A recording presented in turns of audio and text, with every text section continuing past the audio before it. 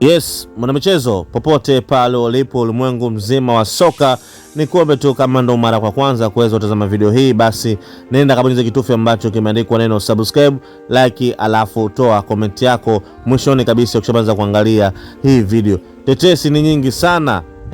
Simba wameamua kuweza kutuma ofa sehemu mbalimbali ili waweze kusajili wachezaji wakubwa wenye ubora kuitumikia klabu ya Simba, lakini unaambiwa bwana, klabu ya Simba imefungua mazungumzo na kiungo katili kabisa Alphonce Mabula mwenye umri wa miaka 22 anayekipiga katika timu ya Shamak FC.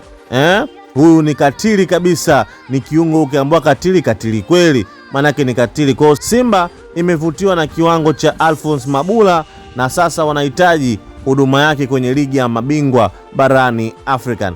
Ikumbukwe Kante atakosekana kwenye mechi kadhaa, hivyo Steven Becker ambaye ni kocha wa Simba hivi sasa anahitaji kiungo mkabaji mwingine ambaye anaweza kushika nafasi ya Kante ambapo pale atapokuwa hachezi. Ni kiungo gani? Kwa Simba ama kocha wa Simba ameona kwamba Alphonce Mabula anafaa kabisa kufiti sehemu ile ambayo Kante anaitumikia.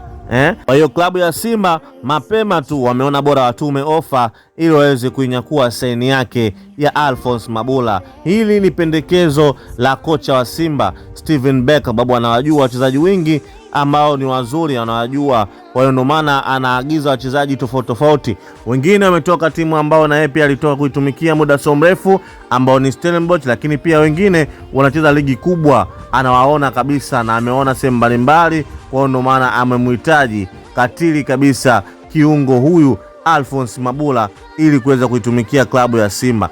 Kama mazungumzo yataenda vizuri, basi huenda Mabula akajiunga na Simba muda wote hivi punde. Lakini kubwa, nenda ka subscribe, ka like na comment yako.